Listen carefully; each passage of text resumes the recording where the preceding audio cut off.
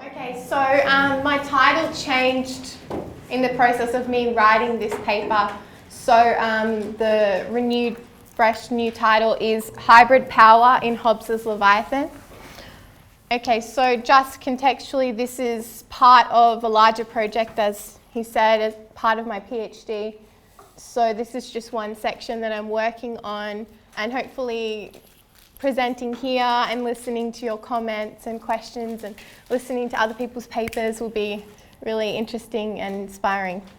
Okay, so I'll just start now.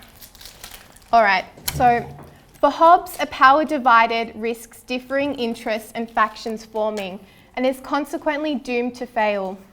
The solution is to manufacture a hybrid, a sovereign beast through art, the human mimicry of the divine creation of nature. The sovereign and the beast must become one in order to rule over the Commonwealth successfully. In this paper, I will be taking seriously the hybrid in political representation. As I examine the frontispiece of the Leviathan, I will be considering the transformations of this beast from a sea monster in the Book of Job into Hobbes' ideal form of state power. In addition to reflecting on the way in which this terrifying mythical beast haunts the juridical realm. The power of the hybrid has been discussed by mythologist Georges Dumézil in Mitra van Runa. Through his study of mythic power in Indo-European civilizations, he finds that the power of the sovereign is formed with the creation of a hybrid, a coupling of opposing forces. It is the power of the hybrid, a beast sovereign, that is of interest to me in my analysis of Hobbes' Leviathan. The representation of power within the state through bestial symbols is a long-established tradition. Beasts are commonly utilised within political and philosophical discourse to represent those without reason and those that are unfit for life within the political realm. It should be noted that Hobbes does adhere to this tradition within Behemoth, but within Leviathan he utilises a beast rather as a symbol of power, strength and reason. Just as beasts have been used in the past as the imminent and visible mark upon the crest of sovereigns' military forces' helmets, Leviathan depicts a beast that rules ceaselessly over the Commonwealth. I argue that the frontispiece of the Leviathan operates as a powerful interruption to common understandings. As I consider the image as part of Hobbes' vision of ideal power, I invite complications to old understandings as well as alternative understandings to emerge. The image of the Leviathan will serve as a point of reference as I consider whether we are faced with a beast or a sovereign, and the implications of this power. One aspect of the hybrid is the awe-inspiring sovereign with mythic power. Where awe resides signals the movements and transformations of this beast.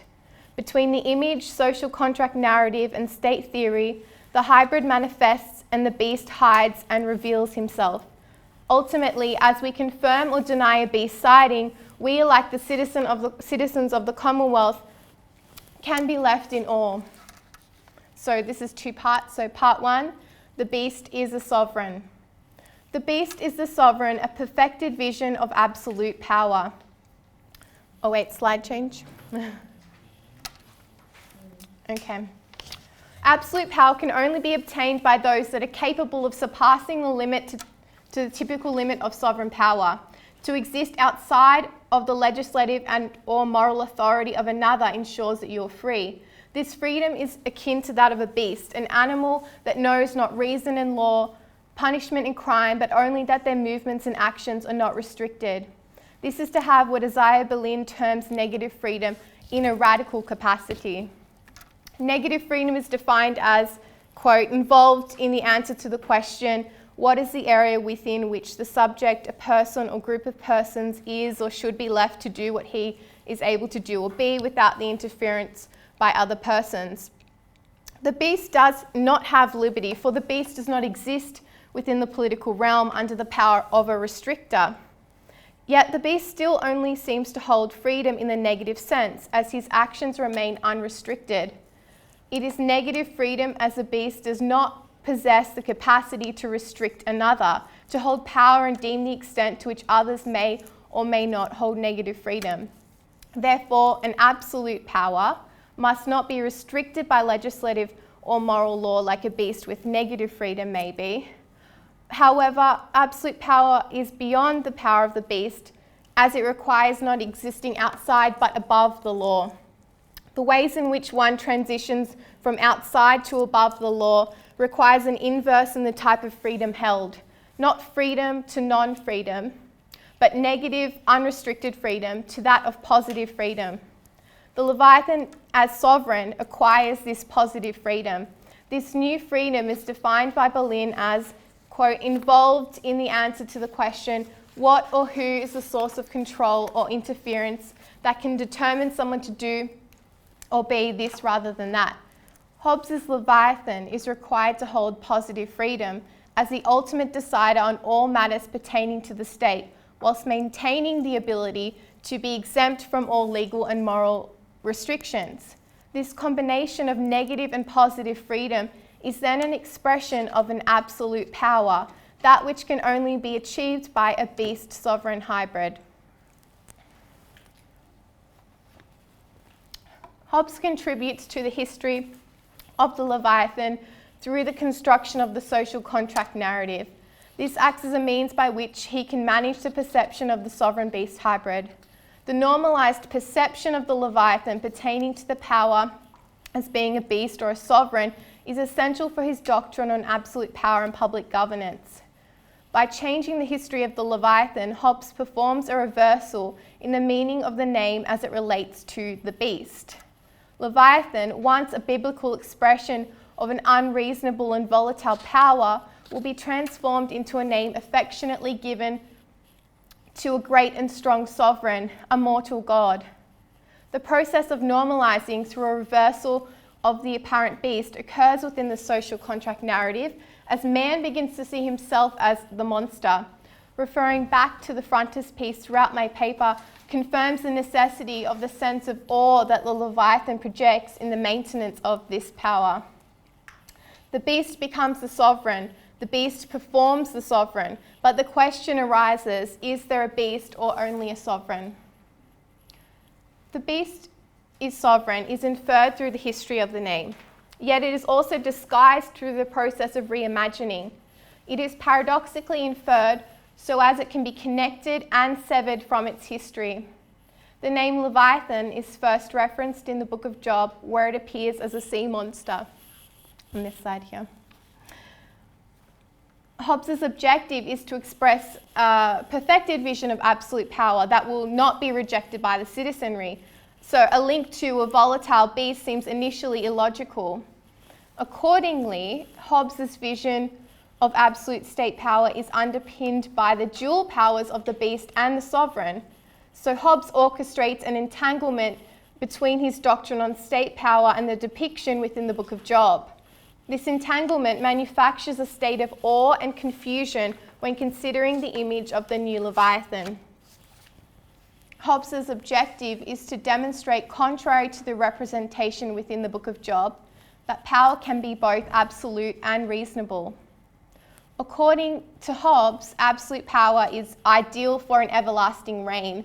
However, to achieve this, one must position oneself outside, or rather above, the law, and risk being accused of being a tyrant, a beast. To counteract this, Hobbes instills his Leviathan with the manner and appearance of a king and the capabilities of a beast. To begin, the bodies of the Leviathan appear to drastically differ. One, a scaly sea monster, the other, as demonstrated through the frontispiece, a giant man filled with a multitude. The familiarity of the Leviathan as king hides the beast and only reveals a hyper-king, the most glorious of all, one which is worthy of the citizens' trust. The connection between the two Leviathans is initially severed.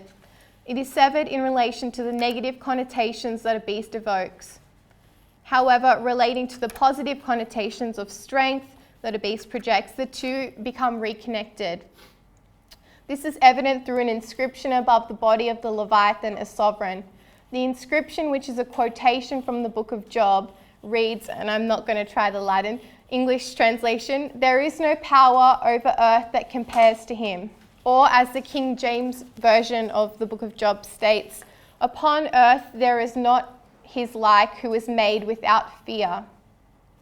This beastly attribute is especially true for Hobbes' Leviathan, who is alike no other sovereign and no other beast. He is a hybrid. A beast sovereign is in awe of no other. The fearlessness of the Book of Job's Leviathan expresses the strength of the beast as contrary to peace, rather as a reckless and volatile force.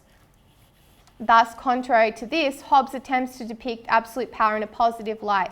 The giving up of freedom is expressed as for the good of all, as reasonable. For who better to rule men filled with fear of each other than a king without fear? Moreover, the manner of the Leviathan is through Hobbes' doctrine on state power juxtaposed with the sea dragon, so as to express a powerful yet stable force. The sea dragon of the Book of Job is other to God, other to peace and stability, as, quote, out of his mouth go burning lamps and sparks of fire leap out. Out of his nostrils goeth smoke, as out of the seething pot or cauldron. This depiction portrays a volatile beast that could inflict violence or punishment upon anyone before him at a moment's notice in accordance with his passions. Hobbes directly contrasts the fiery image within the Book of Job as he states that the Leviathan is, quote, the fountain of honour. Thus, he cannot have metaphorical sparks leap out. Hobbes' Leviathan must be a welcoming and stabilising force, as he is necessary to peace, thereby to prevent discord and civil war. Accordingly, the severing of the ties between the two Leviathans continues, as God concerning the Leviathan asks Job, will he make a covenant with thee? Will thou take him as a servant forever? For a servant forever. As he is an expression of chaos and rage, the biblical Leviathan is incapable of reason. He is a monster that God seeks to destroy. In contrast, Hobbes states that the Leviathan that speaks reason will be welcoming and the one to make covenants with the monstrous man within the state of nature. As he is, quote, the essence of the commonwealth, which is to define it, one person of whose acts a great multitude, by mutual covenants with one another, have made themselves every one the author, to the end he may use the strength and means of them all, as he shall think expedient for their peace and common defence.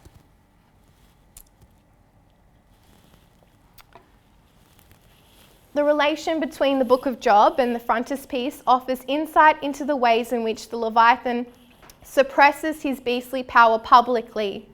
It differs from the barrage of contrast that suggests the Leviathan is severed from his biblical manifestations, as he is no longer a beast, but that the beast is now cloaked in the clothes of an unnaturally large king performing the role of the sovereign. The Book of Job describes the scales of the monster as his pride, shut up together as with a closed seal. They are joined one to another, they stick together, they cannot be sundered. The dragon's scales are his pride, as they are indestructible. The sea dragon is strong due to his monstrous scales, for they are his power. The depiction of the power of the sea dragon haunts Hobbes' Leviathan, for his scales are his citizens of strength and power.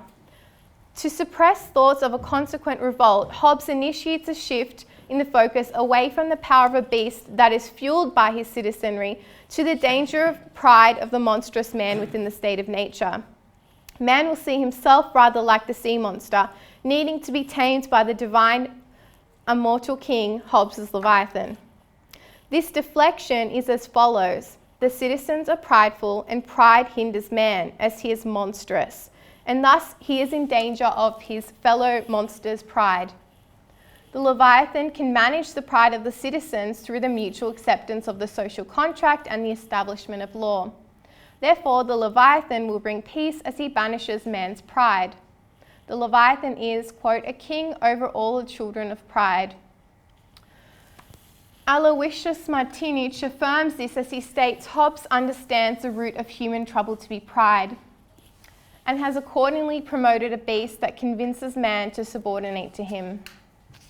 Hobbes states, the passion whose violence or continueth maketh madness is great vainglory, which is commonly called pride, and is a dejection of the mind. Hobbes' Leviathan is comprised of but not subject to pride. Rather, he controls and suppresses the dejected, prideful men of the state of nature. Okay, I think next slide. Okay. The beast becomes a sovereign who becomes a beast. The beast hides behind the unnaturally large image of a king, shifting the focus away from his beastly ways, the horror of his absolute power, in contrast to the total loss of freedom for the subject. Due to the reimagining of the Leviathan, the name, the image, and the narrative now appear to depict a benevolent and grand king with absolute power he deservedly holds. As man begins to see himself as the monster, the one to be suppressed through law and punishment, the beast can cautiously re-emerge. Moreover, even as the beast, as the Leviathan, faces his citizens, they may not see him as a consequence of this reimagining. Perhaps they will glimpse him, his scaled tail moving around the corner, a brief hallucinatory horror. The social contract is the legal apparatus needed to legitimize Hobbes's beast-sovereign hybrid. He becomes the sole possessor of freedom and power within the political reality of Hobbes's commonwealth. The accomplishing of this task involves a complete surrender of freedom from man in exchange for sovereign protection. The social contract narrative illustrates the monstrous man of the state of nature's obtaining of speech, logic, and reason. This process of civilizing is said to allow for man within the state of nature to reasonably welcome and accept the social contract with full knowledge of its terms. In order to enter into the Leviathan's commonwealth, one must understand and ironically separate the man from the monster. The social contract, as it is argued by Hobbes, allows for man to achieve a more peaceful existence. I argue that in actuality, from the position of man, this is a tale of freedom lost. The beast becomes a sovereign and remains hidden, so as the sovereign can again become the beast. According to Hobbes, there is, quote, neither commonwealth nor society, nor contract nor peace, no more among lions, bears and wolves. Thus, to be without the faculty of language is to be a monster eternally. Strauss claims that man is an animal and that the attributes that man shares with animals are the instantaneous reactions to desires and aversions that occur within the state of nature. The selfish appetite of man is considered to be understood as the innocent wickedness of brutes. However, when man's ability to reason is taken into account, he is not to be considered an animal, and henceforth any vain passions are to be considered evil. Thus, it is the duty of the Leviathan, through the law of the Commonwealth, to banish and hide man's natural evil ways in favour of reason and obedience. The silence of the citizen on state matters is argued by Hobbes to be for the good of all, as one becomes part of the body politic and in doing so is saved from a destructive vanity that clouds reasonable judgment. As Strauss observes, quote, vanity hinders man from perceiving his true situation. Vanity is nourished by success, thus man profits more from ill fortune than from good fortune. Luckily then for man, the social contract will provide him with some ill fortune in the form of stripping him of his freedom. Thus a loss of freedom and an acquired fear of punishment is said to be beneficial to the subject, as fear will awaken his rational side. Fear enlightens him. As a man within the state of nature is offered a place within civil society, it is his fear that becomes a driving force pushing him to reason. As Carl Schmitt imagines, a spark of reason flashes and there stands in front of them a new god. The new god, the Leviathan, as an act worthy of the title miracle, promises to, through the social contract, transform wolves into citizens. Hobbes's imagined past, in which man is vulnerable and makes decisions based not on reason but fear and violence, is referred to as the state of nature. The state of nature is defined as a time men live without a common power to keep them all in awe. They are in a condition which is called war, and such a war is as every man against every man. Man's fears must be transferred from a constant fear of death or loss of property or possessions to a fear of punishment through law, a fear that is constant but that differs from the imminent threats within the state of nature.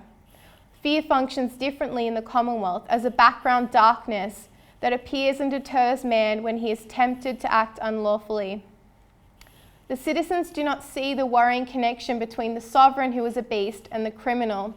They are confused and conditioned to suspect their own animality and left in awe of this power. Okay, so this serves as a bit of a interruption to the paper.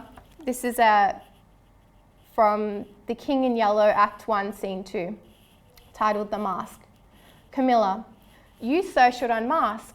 Stranger: indeed? Quesadilla: indeed, it is time we've all laid aside our disguise but you. Stranger: I wear no mask. Camilla, terrified, aside to Quesadilla: no mask, no mask? Part 2, the sovereign is the beast. Once man has, as Hobbes imagined, realised a way out of a life of uncertainty and fear, obtained language and speech and reason, and agreed upon the terms of the social contract, he once again enters into a life of uncertainty and fear. This sense of uncertainty and fear is no longer associated with an immediate physical danger or loss as it relates to the law. The law as dictated by the Leviathan is forever changeable by him alone, and he reserves the right to punish. Man's fellows are no longer a source of fear. It is the fear of the power of the beast sovereign over the law that presents an imminent threat. This circularity extends to the Leviathan as before our eyes the beast becomes the sovereign who becomes the beast. For as long as he remains a beast, performing the role of the sovereign, he can arguably guarantee his rule. If the beast is revealed, and so it seems, through the nature of absolute power and the consequent complete loss of freedom for the subject, the beast always does reveal itself. The Leviathan was at the beginning of his reign represented as a mortal god, but can become a man or a brute beast as his freedom is lost and the power of the individual is restored. One of the ways in which Hobbes seeks to solve the problem of public governance as it relates to absolute power is by his Leviathan obtaining complete central control over both church and state. Arguably, this can be the perilous apex of the Leviathan's power. Referring back to the frontispiece during this analysis can reveal both the strength of Hobbes's plan and foreshadow the undoing of his ideal power. The image can interrupt and break apart from the will of the Leviathan, and the silenced can speak once again. Before imagining a way in which the image can inspire a paradigm shift, we must first consider the strength of the Leviathan's power, the way in which he constructs his indivisible state rule. The Leviathan's power reaches its pinnacle as power over both secular and spiritual is obtained. This sentiment is evident through the image of a powerful Leviathan with his right hand bearing a sword and in his left a bishop's crozier. This suggests that the Leviathan shall be both a source of protection to those within the Commonwealth and a source of fear to external enemies. Hobbes illustrates the power of the secular and spiritual through the 5 drawings on either side of the frontispiece. Under the sword representing the political secular side, there is a castle, crown, cannon, weapons, and a battle scene, representing the strength of the sovereign as a strategist and great military force. And under the crozier, the 5 images include a church, a bishop's hat, thunderbolts, sharp weapons, and a council, all of which demonstrate the ultimate power of the sovereign over the divine within his commonwealth. Schmidt suggests these illustrations represent the characteristic means of using authority and power to wage secular spiritual disputes. Continuity in the power of the secular and spiritual realm suggests a harmonious state confirmed in the large image of the Leviathan, Just as man was separated from the monster in his transition from the state of nature into the Commonwealth, the Leviathan can too be forced to make such a transition, and when complete, he will be Leviathan no more. It is the gaze of the citizens that embody the sovereign that is significant in understanding the maintenance or dissolution of the reign of the Leviathan. The political implications of changing the direction of the gaze of the citizens within the frontispiece are immense. Subjecting the gaze of the citizenry to analysis can uncover what is suggested by Schmidt and recently by James Martell to whom I will turn to later, a path to the dissolution of absolute power. The two distinct ways in which the multitude that are internal to the body politic can be interpreted are as either trapped and unfree within the belly of a beast, or as a source of power and consequently the authors of the sovereign's deeds. I will consider how the frontispiece complicates and unsettles these common understandings. The Leviathan appears as a giant king from torso up, overlooking his commonwealth. The Leviathan is composed of the bodies of his citizens, and like the scales of the sea dragon, the bodies are inseparable. All except the Leviathan's hands and head are comprised of the citizenry. This suggests that whilst the citizens are his blood, organs, and very existence depends on their subservience, his hands and head remain unpopulated. This suggests that the weapons he holds that represent power over both law and religion remain his own. Additionally, his head with the crown atop remains his own. Therefore, the Leviathan's judgment is never clouded by his citizens' opinions, and his actions remain autonomous. This power dynamic is also apparent in the gaze of the sovereign and the subject. The gaze of the citizens is directed up towards the sovereign's head, suggesting his supremacy and role as legislator over both moral and state law. The citizenry look to the sovereign, their gaze directed within the commonwealth and not outward to other systems of governance. This suggests the allegiance of the citizenry to the Leviathan, to trust in his reason only. A rebel would look away and risk being cast down by his sword. In contrast, the Leviathan's gaze is directed outwardly, reflecting the unique position of the sovereign beast as an architect of law. In addition, the outward gaze of the sovereign reflects Hobbes' preference for a monarchical system of rule as opposed to a democratic power. If the image was portraying a democratic sovereign, his gaze would be directed back at his citizens and they would look to him. He would look to the citizens for guidance on governing the state. This confirms the Leviathan occupies a position above the law, as he has the power to create, manipulate, and destroy his own laws. In accordance with an understanding of the Leviathan as an absolute power, and with a view to the sovereign as a beast, Hobbes scholars discuss the inclusion of the inalienable liberties of the subject. The inclusion of inalienable liberties of the subject leads Eleanor Curran to question and propose a new definition of liberty in Leviathan. She seeks to correct the ambiguity surrounding liberty in the legislation of the Commonwealth and in accordance with the duty of the office of the sovereign. However, these liberties relate to the public realm, the realm completely controlled by the Leviathan, and thus I argue that it is not here that the downfall of the Leviathan will occur. Due to his absolute power, liberties are subject to change in accordance with his will, as the Leviathan is above the law and needs not to consult others when he decides what is truth, what is law. Inalienable liberties are those that allow for the subject, which through command by the sovereign he may nevertheless, without injustice, refuse to do. These liberties include rights that are designed with the ability of the individual to preserve his own life, independent of the sovereign. These liberties, according to Hobbes, are the right to refuse, quote, to kill, wound, or maim himself, or not to resist those that assault him, or to abstain from the use of food, air, medicine, or any other thing which he cannot live, without which he cannot live, yet hath man the liberty to disobey.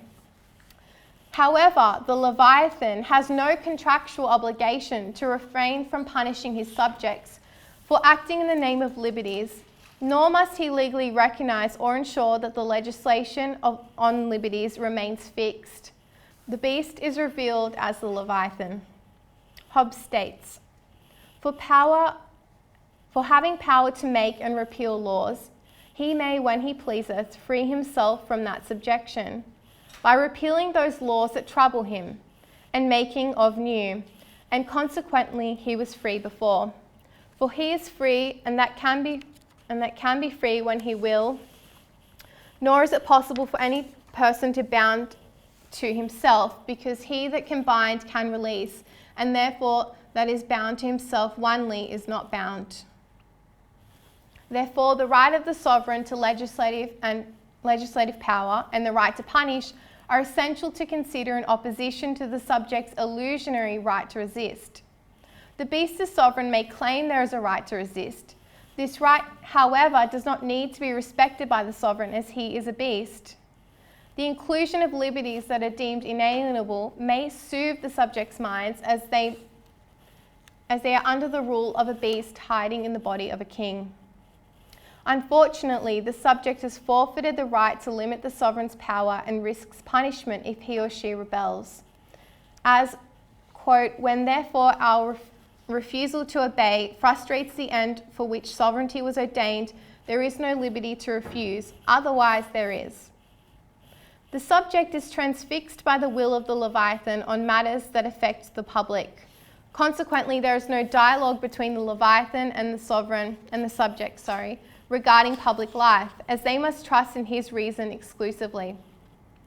To progress beyond a simple focus on changing the position of the gaze of the Leviathan in the frontispiece to project a democratic government, for example, and as a point of departure from absolute power, I argue that it would be more useful to consider the gaze of the citizenry in accordance with Carl Schmitt.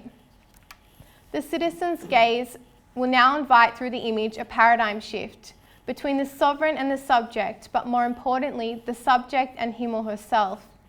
This shift is made possible by the Leviathan as he does not direct his gaze towards the citizens, engaging directly in a hypnotic exchange, or as a means by which he can understand or attune himself to the attitudes of the subjects. The Leviathan, to his peril, seeks not to understand or engage, but simply control those which he is gifted with reason and language. The Leviathan is focused only on the public realm with issues pertaining to the protection of his state, law and religion. The multitude, we can imagine, may take this opportunity to turn their gaze onto each other and themselves as they begin to enter into the private realm of discourse that excludes the sovereign, excludes the beast. The totality of the human experience was not considered by Hobbes's discourse on public governance, as the involvement in public life for the citizen is centered on compliance and silence. Carl Schmitt imagines the origins of liberalism in Leviathan not as a part of inclusion of liberties, but in the Commonwealth, but as a total inverse, no longer between sovereign or beast, but subject and man. It is suggested by Schmitt that the absolute power of the Leviathan inevitably drives the distinction between public and private to become increasingly apparent. Schmitt states, but when public power wants only to be public, when state and confession drive inner belief into the private domain, then the soul of a people betakes itself on a secret road that leads inward. Then grows the counterforce of silence and stillness. At precisely the moment when the distinction between inner and outer is recognized, the superiority of the inner over the outer, and thereby that of the private over the public, is resolved. Public power and force may be ever so completely and empathetically recognized and ever so loyally respected, but only as a public and external power. It is hollow and already dead from within. Next slide.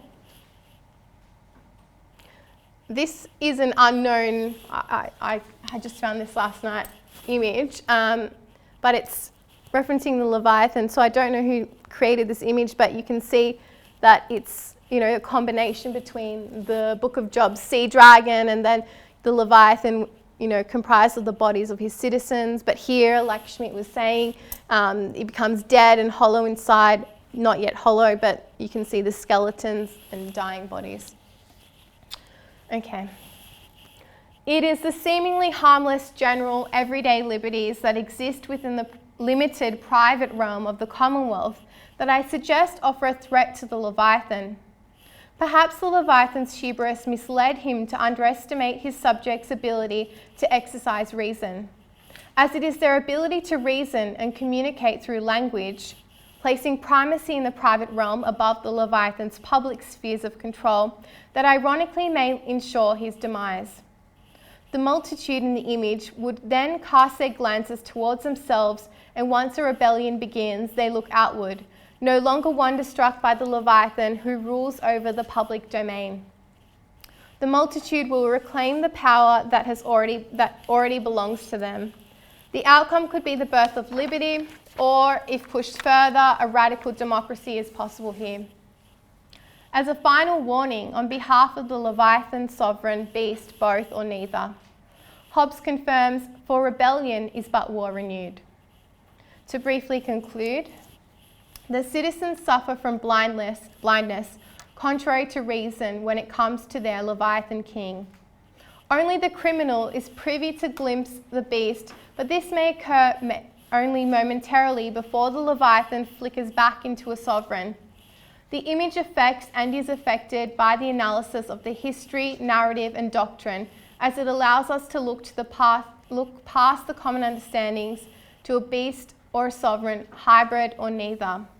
Whilst we may not be positive of what we see, we are not blinded by the awe of the Leviathan. Thank you.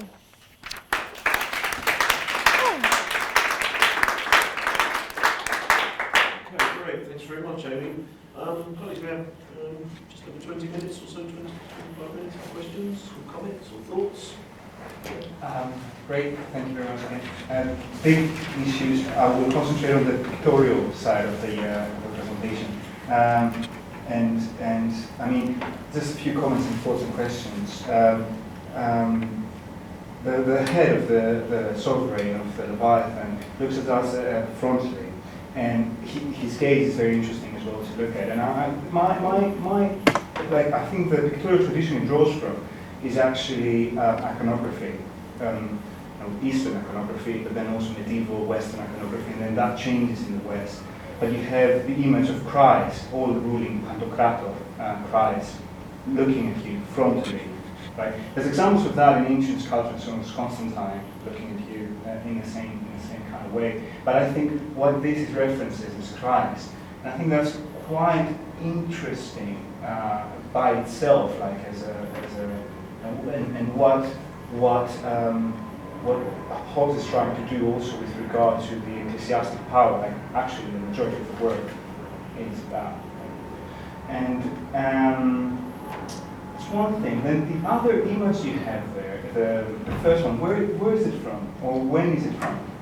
The one with the first dragon and the king, like God yielding a sword. As to my knowledge, it's the only, I don't know many cases where God holds a sword, branches a sword. Yeah, I'm not sure. I just found that image. I think it's Gustave Doré. William Blake. Yeah, It is Blake. Gustave Doré.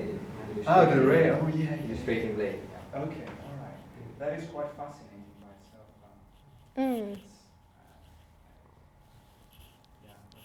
Yeah, I guess with the sword there, I mean the link between the two. You know, him being this divine sort of mortal god, and then you know the way in which he's really reimagining the Leviathan to be not this sea dragon anymore, but being more like God, which is.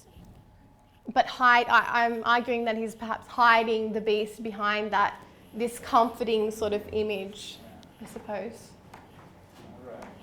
And then the last image we found yesterday, I was wondering whether it also references, there's a tradition, I mean, how certain is this is Leviathan? It says so, like where you in your source. Because there is a tradition where hell is painted as a kind of dragon, where so you have the person, the human, and then the angels and the demons, they fight over its body. And then when the demons win, they throw the man into the dragon's mouth, and then there's a fire, and the bodies are consumed. And so in this image, you see actually all those bodies in the dragon, and then the dead bodies. And so I'm wondering whether this is an image of a second coming, where the dead bodies are resurrected and then kind of consumed by the dragon. That's interesting. I mean, I just found that yesterday, and I thought just sort of crassly that it related, and I thought it was interesting. But that's, yeah, I suppose a more sophisticated understanding or thinking about that image, which is interesting, which I should consider, definitely. Thank you. I have a question if no one else does, or if someone else needs a moment. Are you... Sorry, yeah. Caroline. Sorry, go ahead.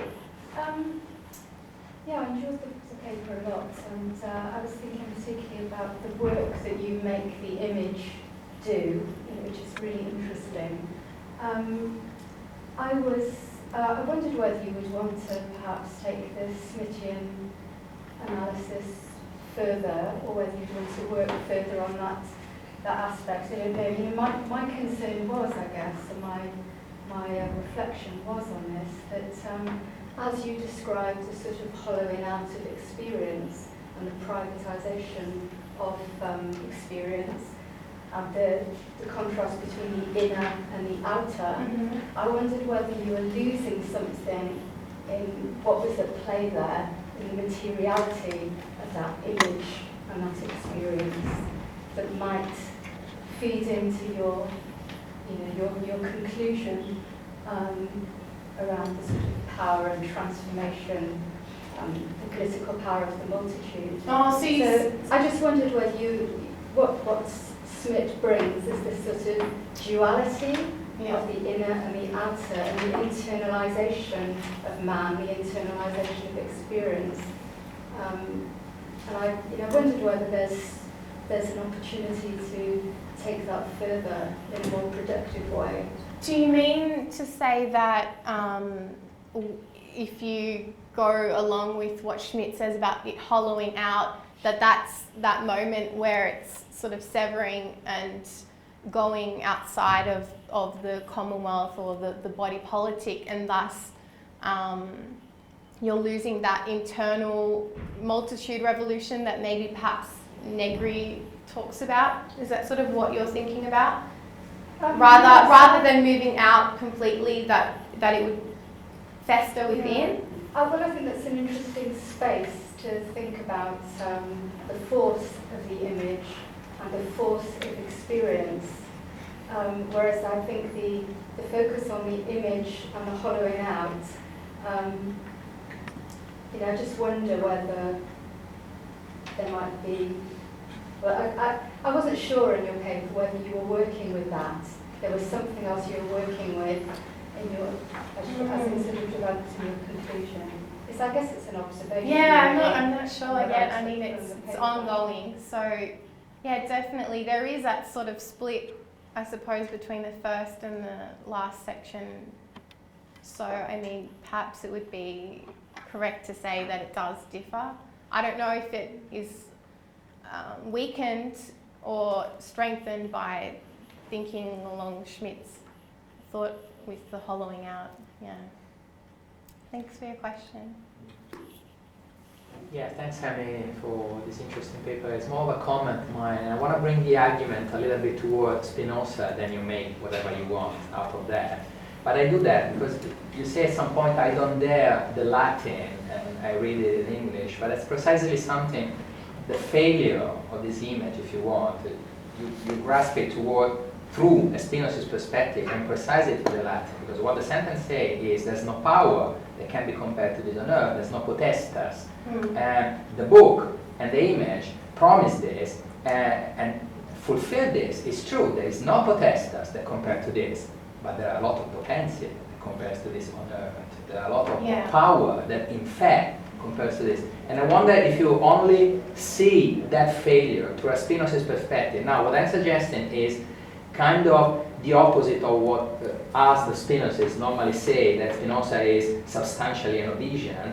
I'm suggesting that Hobbes is largely Spinoza. I don't want to Spinozist. I don't want to say that the whole Spinozist ontology is already in the Leviathan, but my sense has always been that Hobbes is astonishing aware, at least of the political, if not of the metaphysical, threat that the multitude represent and will represent in the term of Spinoza. So, just more of a comment. Yeah, I mean, that's something, the potentia of the multitude, and that's something that I will expand on, I suppose, within my work, largely when I think about Negri as well. But yeah, I definitely think that Hobbes is trying to distract, I suppose, the actual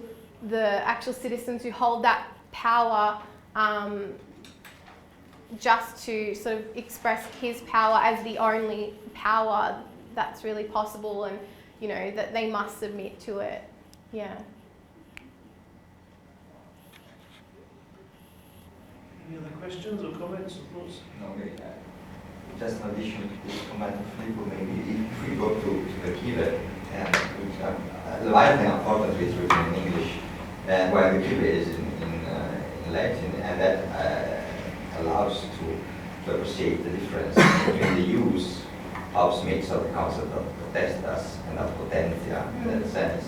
And while both are translated as power in the English translation of the key, at least, which was not authorized by Hobbes, I don't know, in Leviathan, maybe it would be useful to check, but there it is evident that potestas, and it appears quite evident that potestas is something that has to cope with potentia in two senses. In a way, it has to control potentia. In the other sense, it has to use it to establish a strong control in it. And this is kind of That's the weak. possible Spinozian, first Spinozian, reading Hobbes. Thank you. I have a couple of comments, really, or one comment, one question. The first is this image that you went to, you discovered yesterday, you said, yeah? Yeah, and I couldn't find who it was from, but No. did you say it was, someone said it was by someone, or no? I don't know who's from. Yeah, I just Doesn't matter. couldn't, yeah. But the thing is, when you first flagged it up, I thought, well, that's not going to work, right? Because your point about them was that they're dead, right? I think you said something about this is the image of the dead in Leviathan or something like that, yeah? And I thought that's There's not going to some- work, right? Because Was that one? because the problem for the Leviathan is that the citizens aren't dead, right? In one sense, in that they might always then become rebellious or revolt or disruptive, right? So they have to be controlled, they have to be managed. That's the security problem, yeah, that Andrea was talking about earlier. So they're not going to do that if they're dead. So I initially when you flagged that up, I thought that's not going to work, right? But then I thought actually you could make something much more of that, which is that actually if they are dead, then one of the problems with the dead politically is that they're always possibly going to be undead. They're always possibly going to come back to life in some form or other.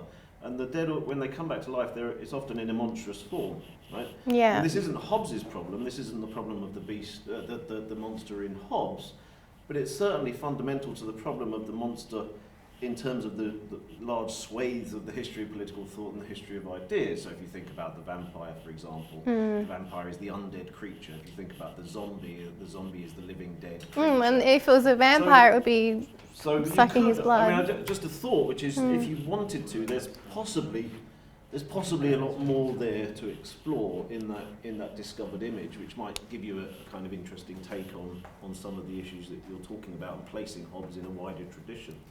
I mean, the other kind of, I guess, question I have, which is why are we not talking about Behemoth this morning? I mean, we will this afternoon because I'm going to insist on it, but it's interesting that the Behemoth, right, which is the real monster, right, because Leviathan isn't the monster, right? Leviathan is, is something else. It's the mortal god, really. But you said the monstrosity of Leviathan gets suppressed, right? But in Hobbes, the monstrosity of the Behemoth is never suppressed, right? It's always the monster. And yet it's quite interesting that we spent the morning talking about Hobbes without mentioning Behemoth. Am I missing something, or are we suppressing our own fear of the Behemoth? What do you think? Well, I mean, I thought in terms of Behemoth being this sort of negative, normal version of what a monster would be, as though, I mean, my interpretation is that he depicts it as a monster just so he can undermine it and sort of express why it doesn't work, as he is opposed to democracy. Whereas this is his more powerful ideal monster, I suppose. I mean, I have myself worked a bit on Behemoth, but yeah, today I just didn't. Yeah. Okay. Any other thoughts or questions, comments? No? Okay, well, should we thank Amy again for an interesting...